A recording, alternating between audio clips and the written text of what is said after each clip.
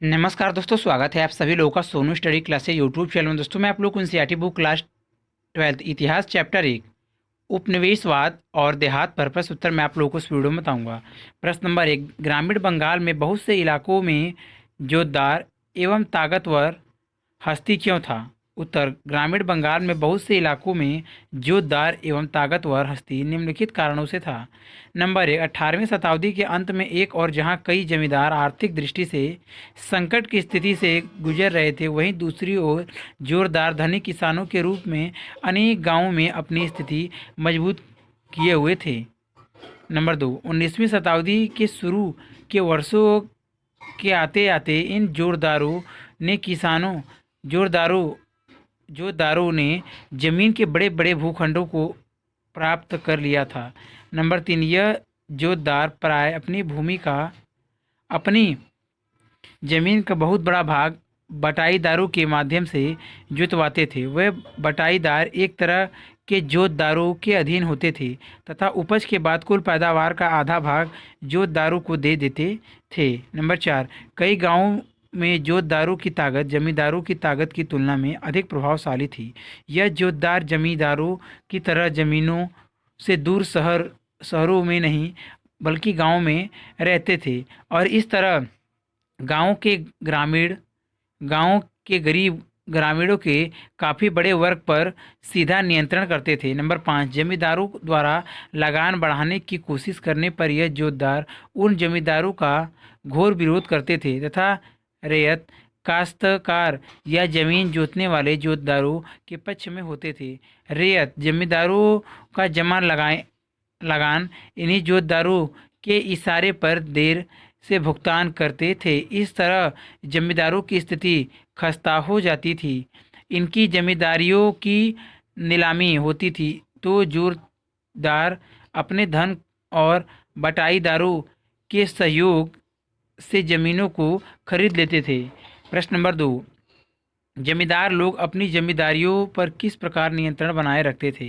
उत्तर, जमींदार लोग अपनी जमींदारियों पर निम्नलिखित ढंग से नियंत्रण बनाए रखते थे। नंबर 1, जमींदारों ने राजस्व की विशाल धनराशि न चुकाने की स्थिति में कंपनी राज्य से अपनी जमींदारियों को बचाने के लिए या संभावित नीलामी की समस्या से निपटने के लिए कई रणनीतियां बनाई। इन्हीं रणनीतियों में एक रणनीति फर्जी बिक्री की तकनीक थी।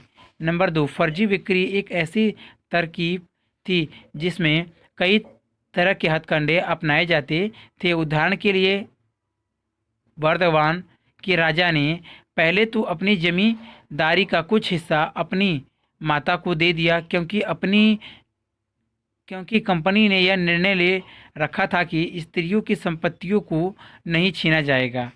नंबर 3, जमींदार ने नीलामी की प्रक्रिया में अपने एजेंटों के माध्यम से जोड़ तोड़ किया। कंपनी की राजस्व मांग को कई बार जानबूझकर रोक दिया गया और भुगतान न की गई बकाया राशि बढ़ाई गई। जब भू संपदा का कुछ हिस्सा नीलाम किया गया तो जमींदार के आदमियों ने ही अन्य खरीदारों के मुकाबले ऊंची ऊंची बोलियां लगाकर संपत्ति को खरीद लिया। आगे चलकर उन्होंने खरीद की राशि को अदा करने से इनकार कर दिया, इसलिए उस भू संपदा को फिर से बेचना पड़ा।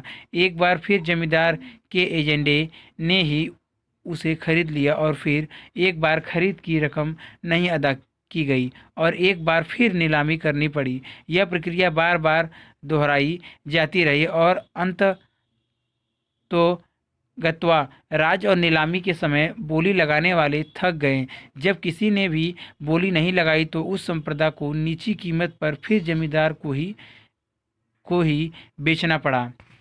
नंबर 4, जमींदार कभी भी राजस्व की पूरी मांग नहीं अदा करता था। इस प्रकार कंपनी कभी कभार ही किसी मामले में इकट्ठी हुई बकाया राजस्व की राशियों को वसूल कर पाती थी। नंबर 5, जमींदार लोग और भी कई तरीकों से अपनी जमींदारियों को छीनने से बचा लेते थे।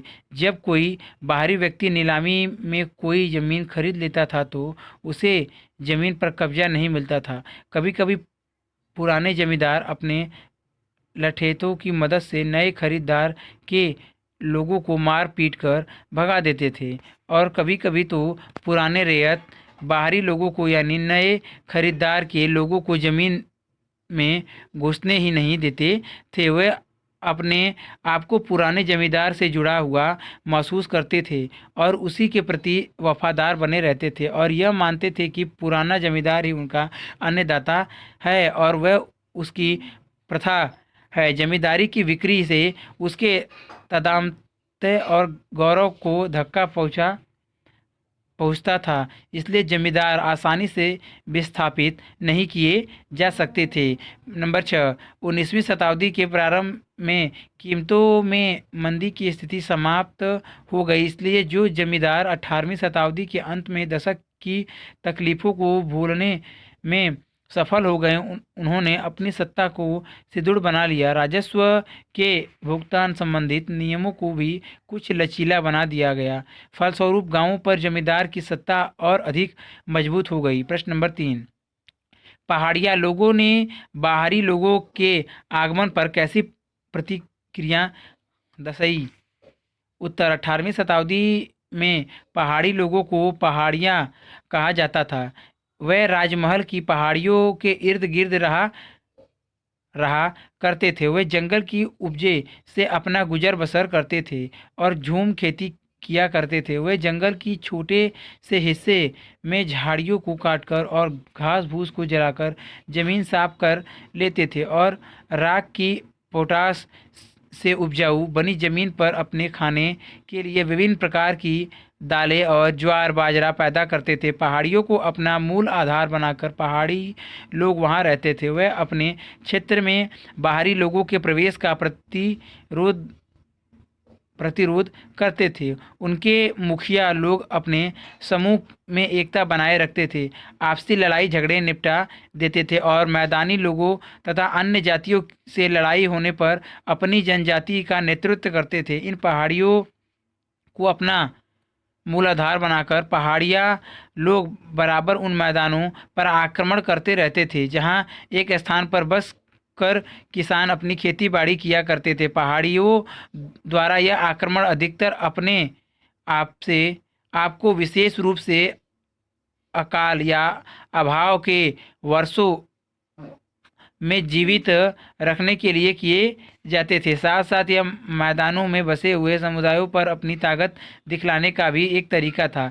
इसके अलावा ऐसे आक्रमण बाहरी लोगों के साथ अपने राजनीतिक संबंध बनाने के लिए भी किए जाते थे। मैदानों में रहने वाले जमींदारों को अक्सर इन पहाड़ी मुखियाओं को नियमित रूप से खिजास देकर उनसे शांति खरीदनी पड़ती थी। इसी प्रकार व्यापारी लोग भी इन पहाड़ियों द्वारा नियंत्रित रास्तों का इस्तेमाल करने की अनुमति प्राप्त करने हेतु उन्हें कुछ पद कर दिया करते थे। जब ऐसा पद कर पहाड़िया मुखियाओं की मिल जाता था तो वे व्यापारियों की रक्षा करते थे और यह भी आश्वस्त करते थे कि कोई भी उनके माल को नहीं लूटेगा। इस प्रकार कुछ ले देकर की गई शांति संधि अधिक लंबे समय तक नहीं चली। यह 18वीं शताब्दी के अंतिम दशकों में उस समय भंग हो गई जब स्थिति खेती के क्षेत्र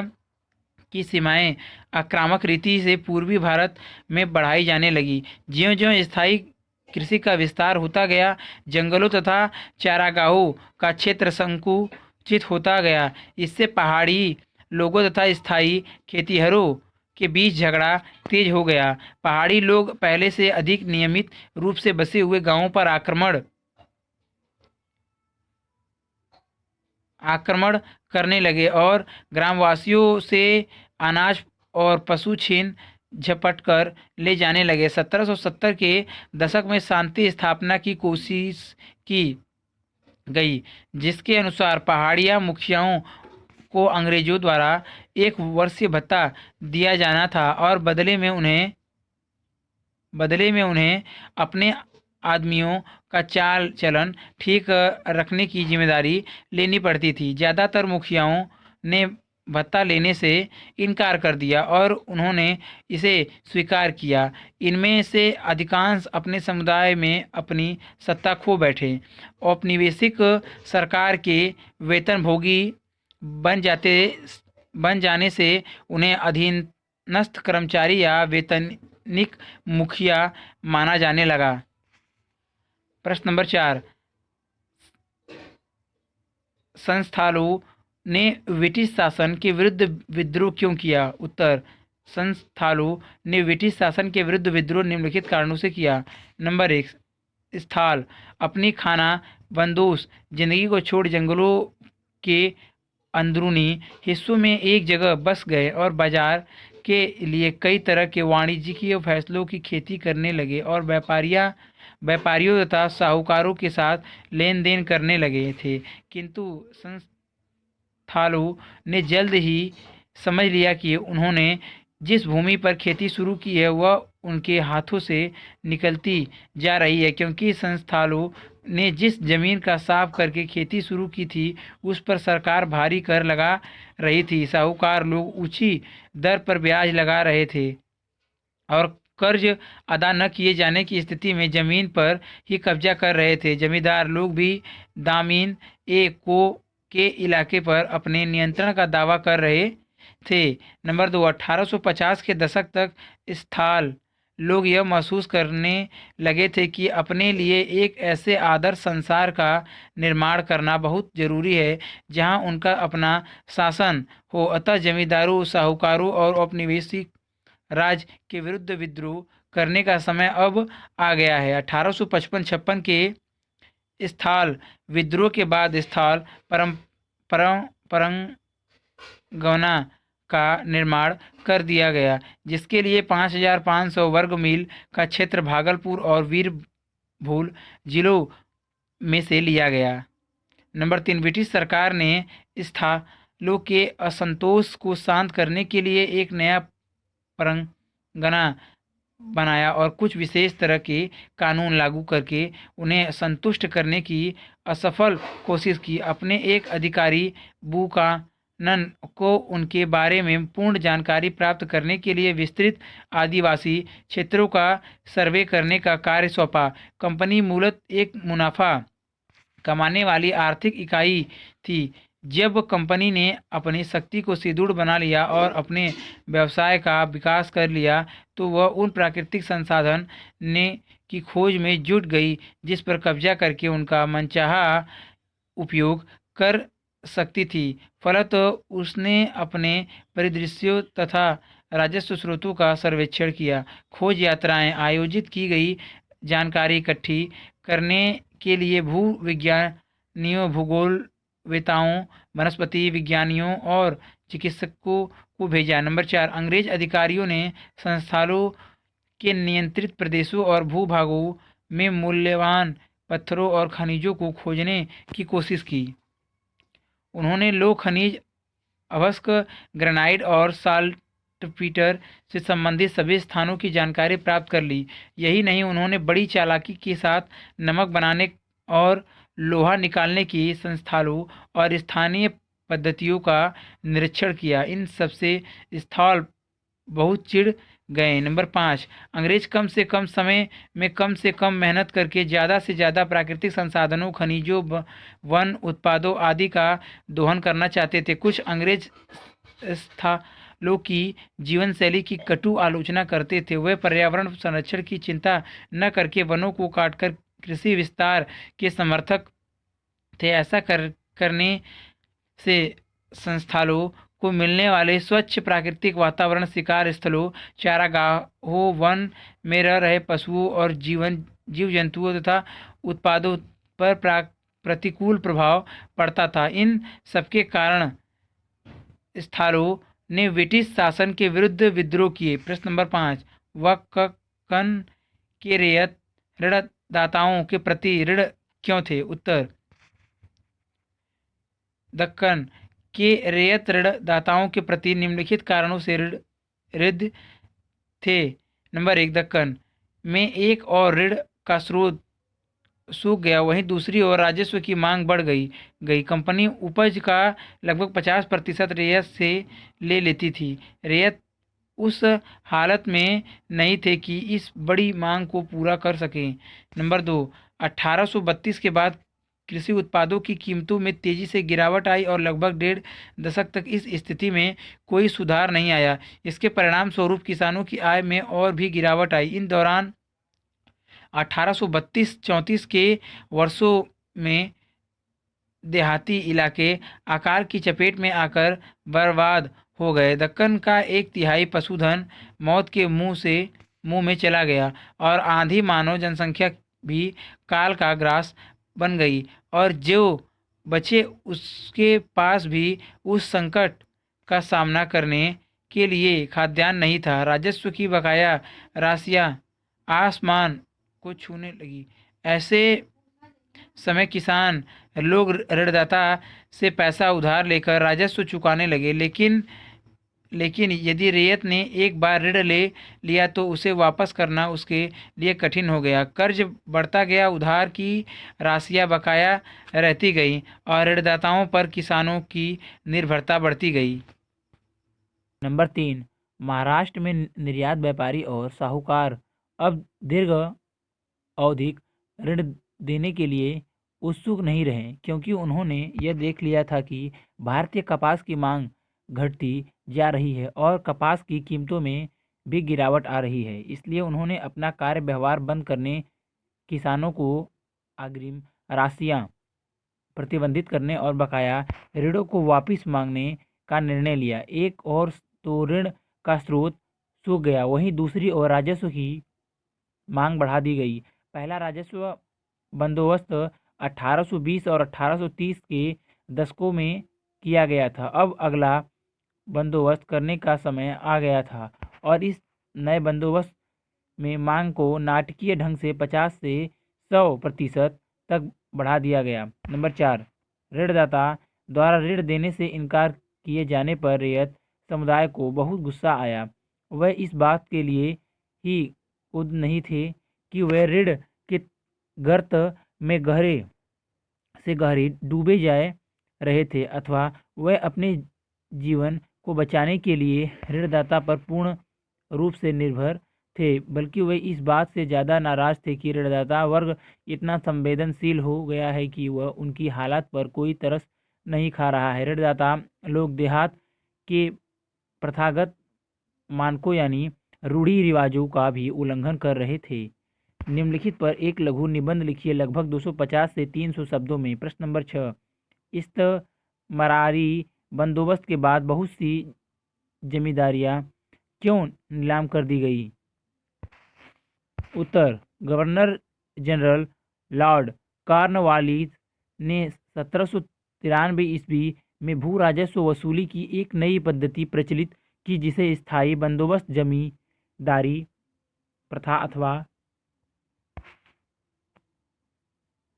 अथवा इस्तमरारी बंदोबस्त के नाम से जाना जाता है। इस बंदोबस्त के अंतर्गत जमींदारों द्वारा सरकार को दिए जाने वाले वार्षिक लगान स्थायी रूप से निश्चित कर दिया गया। जमींदार द्वारा लगान की निर्धारित धनराशि का भुगतान न किए जाने पर सरकार उनकी भूमि का कुछ भाग बेचकर लगान की वसूली कर सकती थी।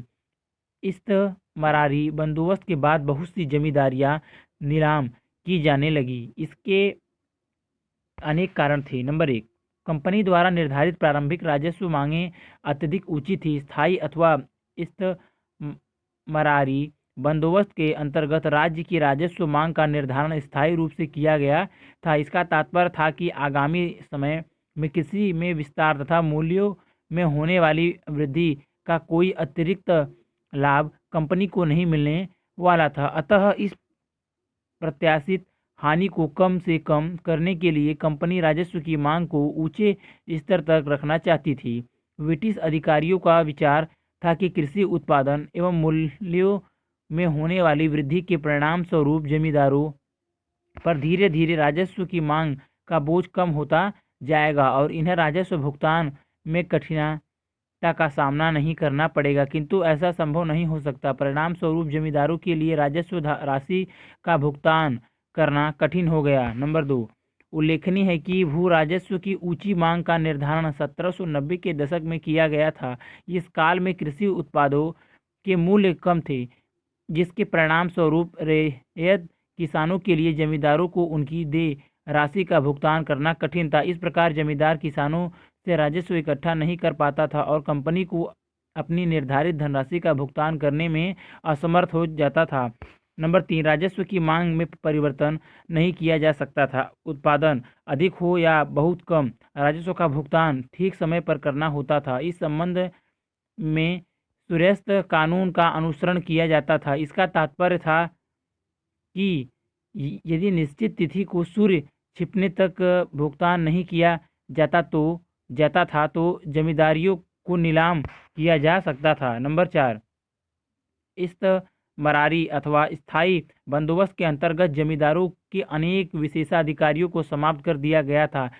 उनकी सैनिक टुकड़ियों को भंग कर दिया गया, उनके सीमा शुल्क वसूल करने के अधिकार को समाप्त कर दिया गया था, उन्हें उनकी स्थानीय न्याय और स्थानीय पुलिस की व्यवस्था करने की शक्ति से वंचित कर दिया गया। परिणाम स्वरूप अब जमींदार शक्ति प्रयोग द्वारा राजस्व वसूली नहीं कर सकते थे। नंबर 5, राजस्व वसूली के समय जमींदार का अधिकारी, जिसे सामान्य रूप से अमीरला कहा जाता था, ग्राम में जाता था।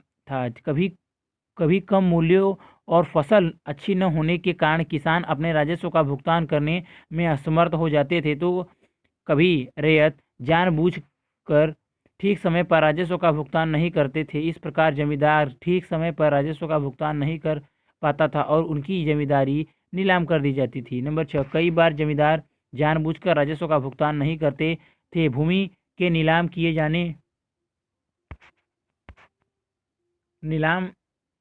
जाने पर उनके अपने एजेंट कम से कम बोली लगाकर उसे अपने जमींदार के लिए प्राप्त कर लेते थे। इस प्रकार जमींदार को राजस्व के रूप में पहले की अपेक्षा कहीं कम धनराशि का भुगतान करना पड़ता था। प्रश्न नंबर 7, पहाड़िया लोगों की आजीविका संस्थालों की आजीविका से किस रूप से भिन्न थी? उत्तर, पहाड़िया लोग राजमहल की पहाड़ियों के आसपास रहते थे। इस स्थानों को ब्रिटिश अधिकारियों ने जमीनें देकर राजमहल को तलहटी में बसने के लिए तैयार किया था। उल्लेखनीय है कि ब्रिटिश अधिकारियों की नीति कृषि भूमि का विस्तार करके कंपनी के राजस्व में वृद्धि करने की थी। इसके लिए उन्होंने राजमहल की पहाड़ियों में रहने वाले पहाड़ियों लोगों को एक स्थान पर रहकर स्थायी खेती करने के लिए प्रोत्साहित किया था, किंतु पहाड़िया लोग जंगलों को काटकर स्थायी कृषि करने के लिए तैयार नहीं हुए।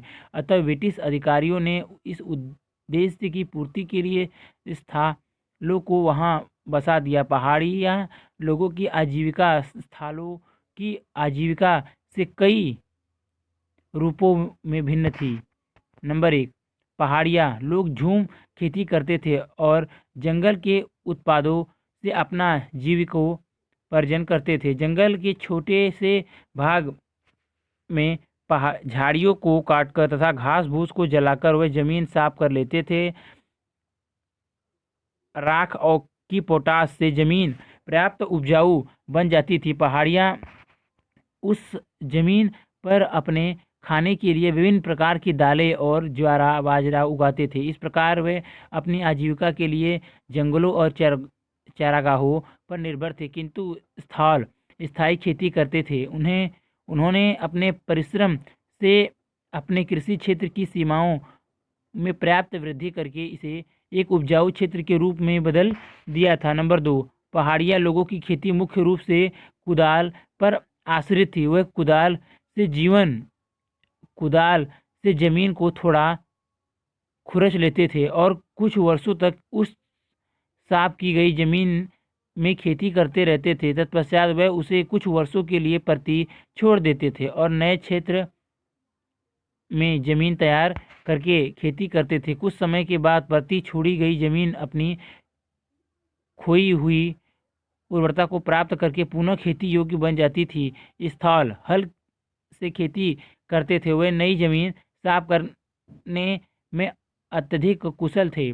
अपने परिश्रम से उन्होंने चट्टानी भूमि को भी अत्यधिक उपजाऊ बना दिया था। नंबर 3, कृषि के अतिरिक्त जंगल के उत्पाद भी पहाड़ियाँ लोगों की आजीविका के साधन थे। जंगल के फल फूल उसके भोजन के महत्वपूर्ण अंग थे। वे खाने के लिए महुआ के फूल एकत्र करते थे। वे काठ कोयला बनाने के लिए लकड़ियाँ एकत्र करते थे। रेशम की कीड़ों का घर या घोंसला एक राल इकट्ठी करके बेचते थे। पेड़ों के नीचे उगने वाले छोटे छोटे पौधे अथवा परती जमीन पर उगने वाली घास फूस उनके पशुओं के चारे के काम आती थी। इस प्रकार शिकार अपना, झूम खेती करना, खाद्य संग्रह, काठ कोयला बनाना, रेशम की कीड़े पालना आदि पहाड़िया लोगों के मुख्य व्यवसाय थे।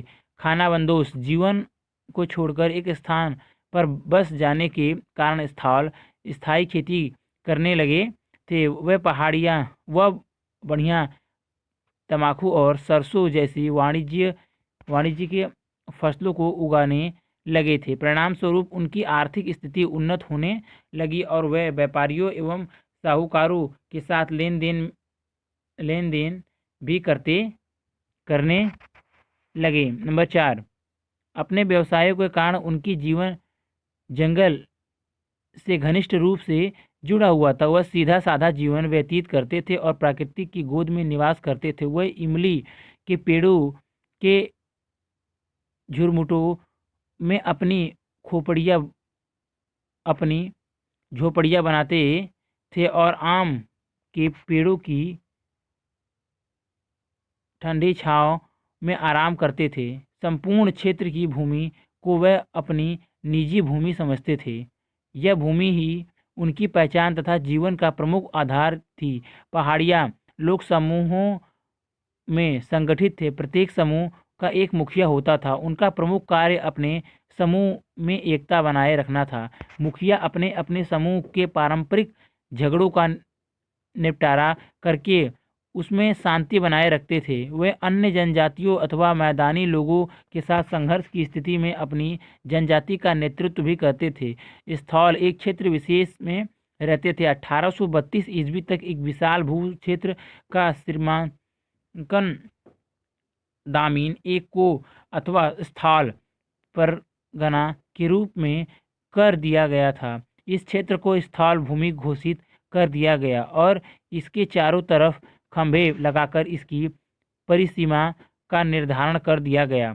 नंबर 5, पहाड़ियाँ लोग उस मैदानी भागों पर बार बार आक्रमण करते रहते थे जहाँ किसानों द्वारा एक स्थान पर बसकर स्थायी खेती की जाती थी। इस प्रकार के आक्रमण प्राय अभाव अथवा अकाल के वर्षों में खाद्य सामग्री को लूटने, शक्ति का प्रदर्शन करने अथवा बाहरी लोगों के साथ राजनीतिक संबंध स्थापित करने के लिए किए जाते थे। इस प्रकार मैदानों में रहने वाले लोग प्राय पहाड़िया लोगों के आक्रमणों से भयभीत रहते थे। मैदानों में रहने वाले जमींदार पहाड़िया लोगों के आक्रमणों से बचाव के लिए पहाड़िया मुखियाओं को नियमित रूप से खिराज का भुगतान करते थे।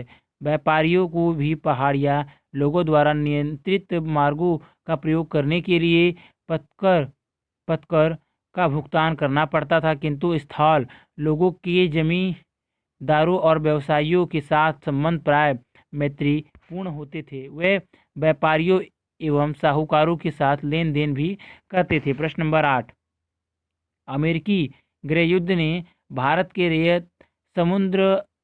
रेयत समुदाय के जीवन को कैसे प्रभावित किया? उत्तर, जब 1861 में अमेरिका में गृह युद्ध छिड़ गया तो ब्रिटेन के कपास क्षेत्र में तहलका मच गया। अमेरिका से आने वाली कच्ची कपास के आयात में काफ़ी गिरावट आई। 1860 के दशक में पहले ब्रिटिश में कच्चे माल के तौर पर आयात की जाने वाली समस्त कपास का 3/4 भाग अमेरिका से आता था।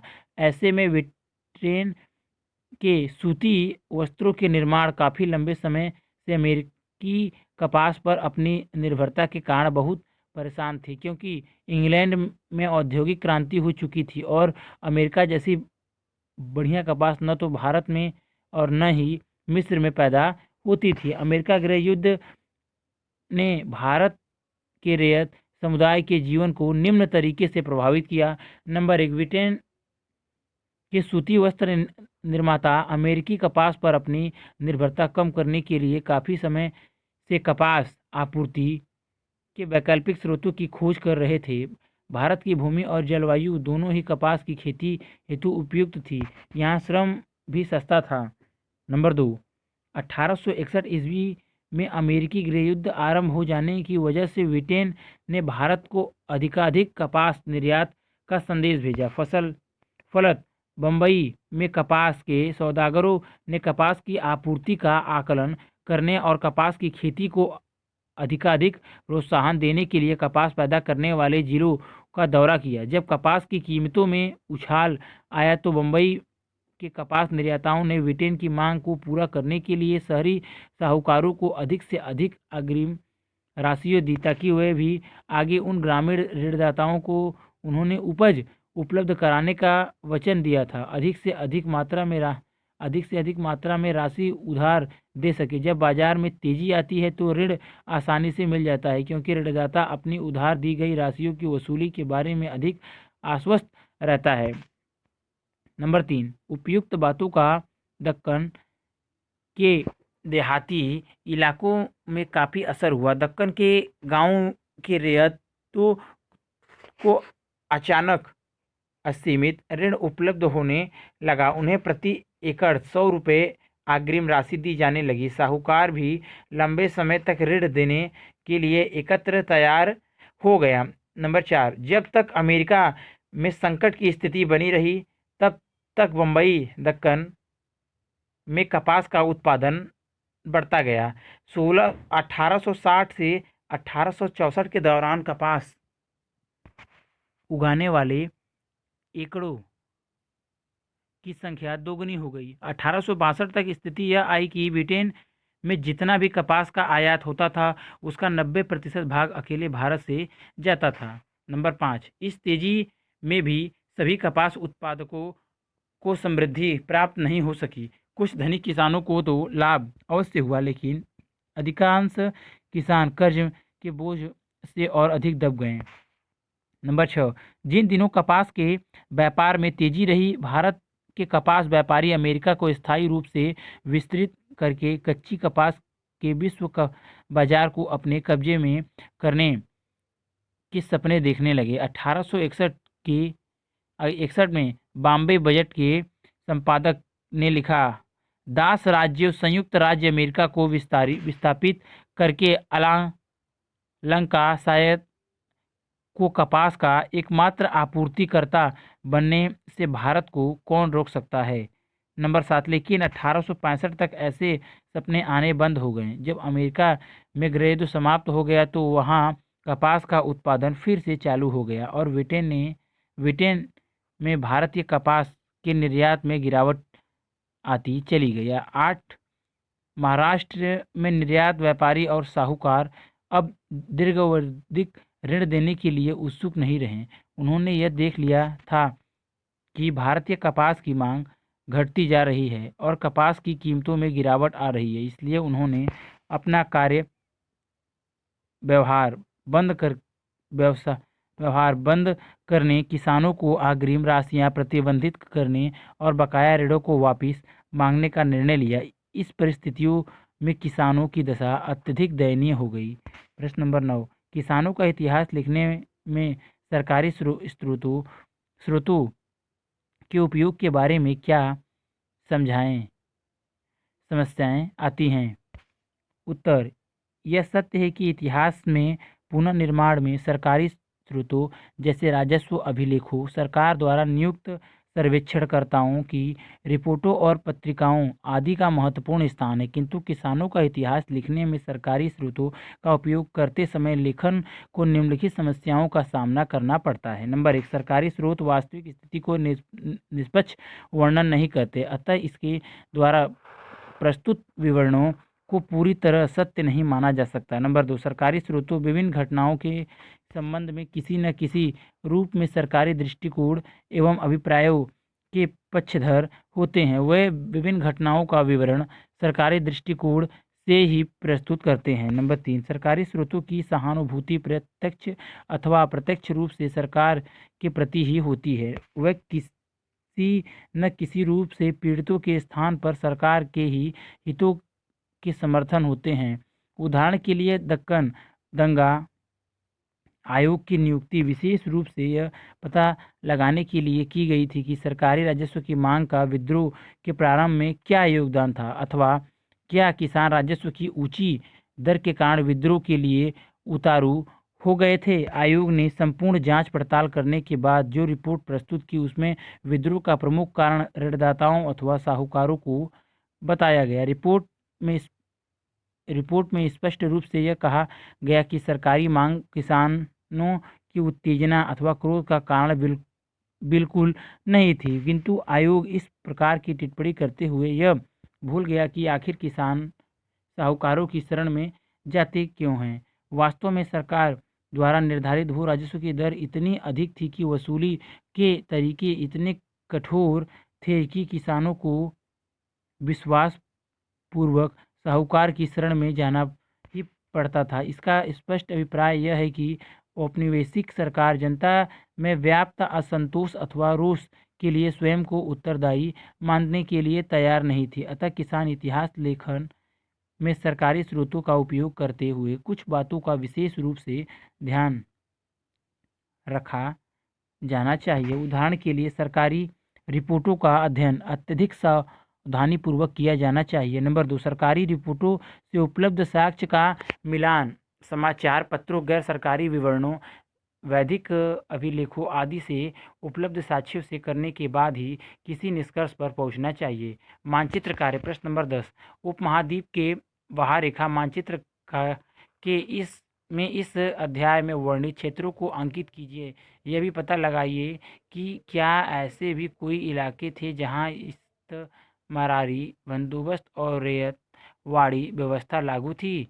ऐसे इलाकों को मानचित्र में भी अंकित कीजिए। उत्तर संकेत अध्याय में वर्णित क्षेत्र बंगाल, बिहार, उड़ीसा सहित मद्रास, प्रेसिडेंसी, सूरत, बम्बई, प्रेसिडेंसी, मद्रास के कुछ इलाके, उत्तर पूर्वी भारत में पड़ने वाले पहाड़ियाँ और स्थल लोगों के स्थान। नंबर 1, इस्तमरारी बंदोबस्त मुख्यतः बंगाल में शुरू किया गया। रैयतवाड़ी दक्षिण भारत, मद्रास और महाराष्ट्र में शुरू किया गया। उपयुक्त संकेत के आधार पर स्वयं करें। परियोजना कार्य प्रश्न नंबर 11, फ्रांसिस बुकानन ने पूर्वी भारत के अनेक जिलों के बारे में रिपोर्ट प्रकाशित की थी। उनमें से एक रिपोर्ट पढ़िए और इस अध्याय में चर्चित विषयों पर ध्यान केंद्रित करते हुए उस रिपोर्ट में ग्रामीण समाज के बारे में उपलब्ध जानकारी को संकलित कीजिए। यह भी बताइए कि इतिहासकार लोग ऐसी रिपोर्टों का किस प्रकार उपयोग कर सकते हैं। उत्तर स्वयं करें। प्रश्न नंबर 12, आप जिस क्षेत्र में रहते हैं वहाँ के ग्रामीण समुदाय के वृद्धजनों से चर्चा कीजिए और उन खेतों में जाइए जिन्हें वे अब जोतते हैं। यह पता लगाइए कि वह क्या पैदा करते हैं, वह अपनी रोजी रोटी कैसे कमाते हैं, उनके माता पिता क्या करते थे, उनके बेटे बेटियां अब क्या करती हैं और पिछले 75 सालों में उनके जीवन में क्या क्या परिवर्तन आए हैं। अपने निष्कर्षों के आधार पर एक रिपोर्ट तैयार कीजिए। उत्तर स्वयं करें। अगर वीडियो अच्छी लगी तो वीडियो को लाइक करें, शेयर करें, कमेंट करें और नेक्स्ट वीडियो के लिए चैनल को सब्सक्राइब जरूर करें। Thank you for watching.